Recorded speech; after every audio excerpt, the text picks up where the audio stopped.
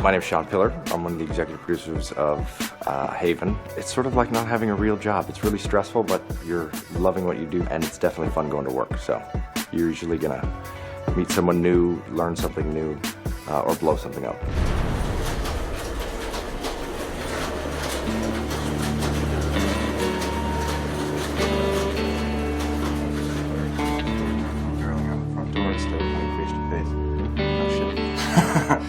Holding a crude bomb, he doesn't surprise with the things.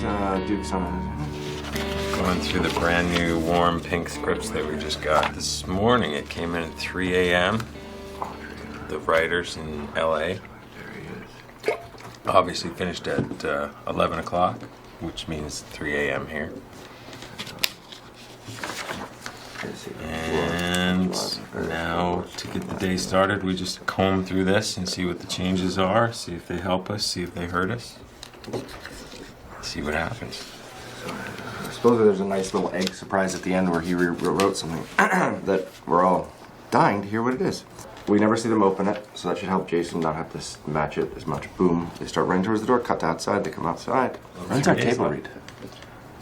Wednesday at lunch. Thanks. I don't think many people graduating out of film school want to become an AD. We're not the most popular people on film set because we're the ones that are always telling people to move faster and telling people what to do and yelling and screaming. It's about, what time is it? It's 10 o'clock on Tuesday. We start shooting on Friday. If you guys wouldn't mind just getting the fuck out so I can get some work done, that'd be great. Thank you. What do you think of the new pink script? My first time reading it. It's gonna take me a little time to process all this. I mean, they've changed one of the big gags at the end, which I'm very happy about because I asked them to. But now I just have to wrap my head around how to make this version of it work. It's no big deal, man. This is what you do. You get new pages and then you figure out how to make them work. That's the game. The house coming alive for this episode was the subject of great debate. Is it the house? Is it a guy? Is it a guy haunting a house? Has the guy become a house? How does the guy become a house? If the house is destroyed, is he dead? But is he ever really alive because he's part of the house? If this happened the last time around, if he became the house, well, he's been in the house all the time in between. But wait, the troubles weren't active. So the magic would have gone away, wouldn't it have? These are the kinds of conversations that we get to have for a living, which is why so many people want our jobs. Bunch of people sitting around a table. It's not very exciting, is it? But that's the glamour of Hollywood. It really is. We're headed to a house that we picked that is a potential haunted house for us. And we're just taking we're taking all the department heads down there so they can take a look at it. But we're starting to feel like maybe, although this house gives us a lot of positive things, but we're starting to feel like maybe there are too many negative aspects to shooting at this house. So we're gonna have to figure that out and see whether we need to start looking for another house or not.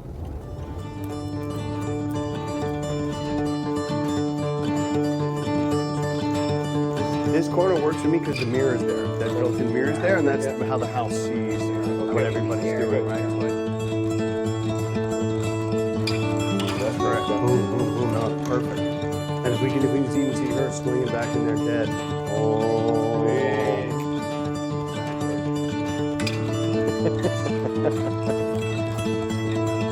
We can bring slats of light through. It's fantastic. There's a rock wall, and the kids running up there on the other side of the wall. Yeah. Follow the kids and let the kids motivate us, and up they go. Yeah. Yeah. That's nice. That's really good. But if I put a blue screen back up, like right in front of the house, 40 feet of blue.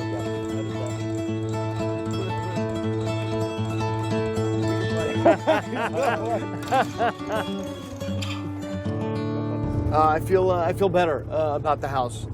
The house that we're going to shoot in is potentially very haunted, and the Paranormal Society is just called to inform us of this, and they're worried about us. They're worried for our personal safety that we're actually going to go shoot in this house. We'd have to shoot everything in the studio. Dude, that studio is haunted. No. I don't know what you're talking about. The curling Ghost rink hockey is... players. So are you guys gonna attempt to keep this a secret from the crew or anything? Not at all. No way. We're gonna tell everybody as fast as we can. You're joking me, right? It's scary. It's haunted. I don't think the house is haunted. I hope so. It would be entertaining at the very least. Probably are ghosts, but whether that place is haunted, I don't know. There's a lot of really creepy things in Chester. People don't talk about them.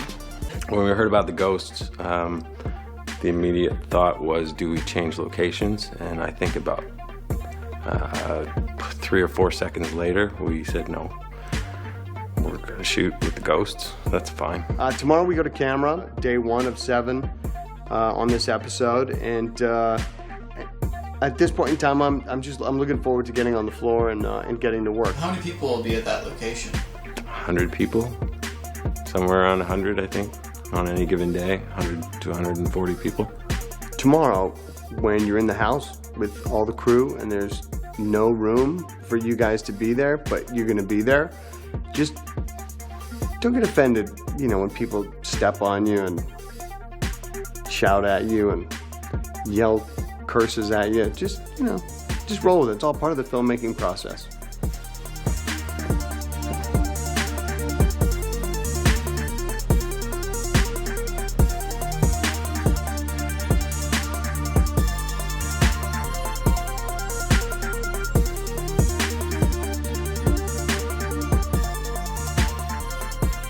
There's the rule on set, no assholes allowed. So hopefully, I guess that means I fit the bill. Come on. move. Wow, someone swung a hair. I'm Chris Wood, and I'm the visual effects supervisor for Haven. We could put trees and flowers and chirping birds and lions and tigers and bears. We could put anything on this blue screen behind me. You left me like this. Who are you? I am this house. You're Roland Holloway. You never left. You're trapped in this place. Because of you. But basically, I think it's the first time I've ever played a house. It's basic, the story is loosely this man who there's been a domestic tragedy in the past, and his investment in his family and his house is so strong that he's become it. Well, it was one of those dream things where I got invited. I didn't have to work for it. I was, I just got a email through with an attachment with the script, which looked great, and I hadn't seen the series. It doesn't show currently broadly in the UK. So I investigated on Google and found out, and it all looked very cool. And I liked the nature of the role itself, which was unusual and quirky. So I didn't take long to think about it. And it's always a bonus when you come to very beautiful parts of the world you've never been to before, which this is. And Nova Scotia, New Scotland, which someone told me on the way out, very bizarre seeing that inverted flag, colour-wise. So I feel I've come home.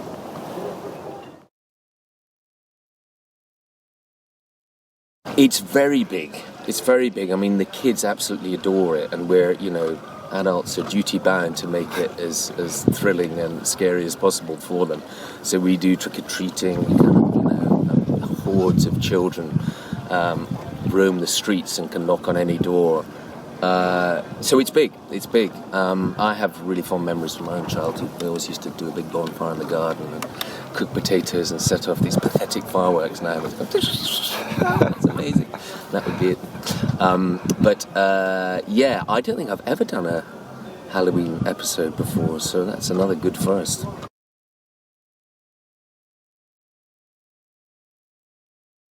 It's been weird travelling in Europe. I've never sort of had so much recognition Europe-wide, because it's sold to so many territories. When you embark on any of these things, you have no idea. It's lovely to think you're wise. No, I just know this is going to function, but you never do. And it's always delightful when things prove more successful than anyone really could have imagined when they started out. I think it's a notoriously tricky genre. and the writers managed to bridge it really well. It's a kind of they've got new viewers to it, which was what they sought, but they've also placated and pleased those who were very mad about the novels, the original novels, and so I think it's just very, very well and completely imagined. It's one of those things where all departments play their role, whether it's art department, costume, makeup, actors, and it's a really complete vision, I think, and it's great to be a part of. And I'm under no illusion one's a very small cog in it, but it's a lovely thing to be on board, and it's continuing. So just after this, the reason that it was lovely that I was able to do this is I fly back tonight and head off to do season 3 in a day after tomorrow.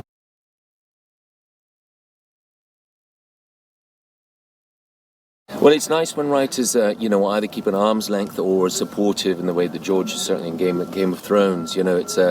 It's very easy. I think writers fall into two pools. You get those that are kind of nothing will ever quite meet the vision in their head that they had when they put pen to paper, and there's others which sort of recognise that our role begins when theirs stops. In terms of drama, and we can offer things up that perhaps they hadn't visualised, and that's great. Otherwise, we're always trying to seek some perfection out there, but you have to kind of materialise it, make it, do it for screen, and I think it's good and generous spirited when writers are behind what we get up to.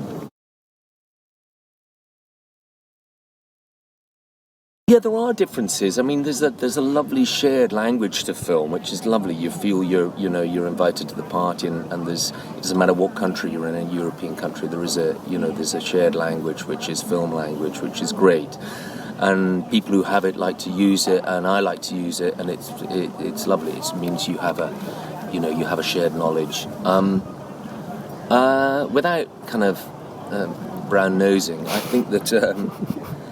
Generally, at this side of the ocean, I find certainly I've found it on this. I think there's an enthusiasm and a positivity, which I think is probably part of the character. The English, particularly if you're in big cities, can be a little bit blasé, and we've all done it before, and I love to come to work with skip my step, be enthusiastic, and I still feel a kid. Everything I ever do, I sort of think, God, I'm really lucky I'm still getting away with it, and it's fun. But it's all make-believe, and it's nice to do it with a child's heart, and so any cynicism or I kind of find disconcerting. So I find certainly this side of the ocean, there's a really good positivity in their approach to work. And a celebration. I mean, so many people have come up to me during this thing, I really love your shows, I love the shows that you're in, and it's great that you're doing this, and that's, that's special.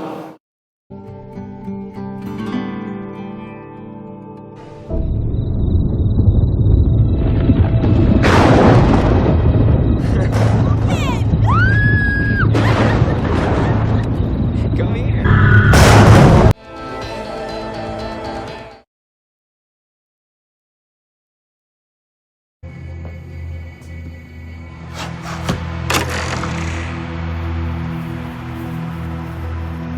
How did you... Deja vu?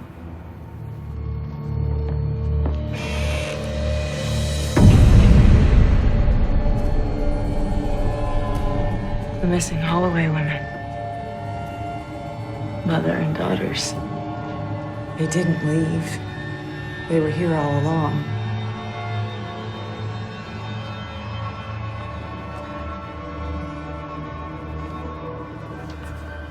This one's self-inflicted.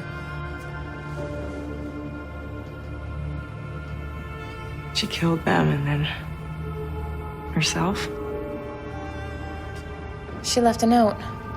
I want you to watch. This is your fault. It's that same phrase.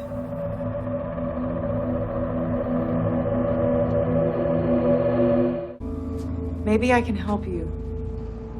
Oh, now you can help. We'll see. Who are you? I am this house.